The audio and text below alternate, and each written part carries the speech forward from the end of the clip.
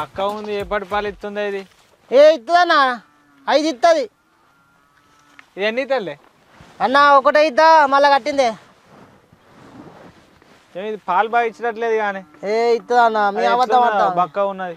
గడ్డి లేక అది అట్లా నీకు బక్క పడ్డదని మేము చెప్పనే పడుతుంది గడ్డి మాగుంది కానీ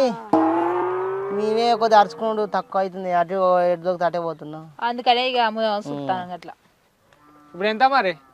అన్న దానికానే దానికి 65,000 చెప్తున్నాయి అన్న అది చూస్తే బక్క ఉన్నది అది లీటర్ పాలు ఇచ్చేటట్లేదు గదానికి 60,000 పెడతారా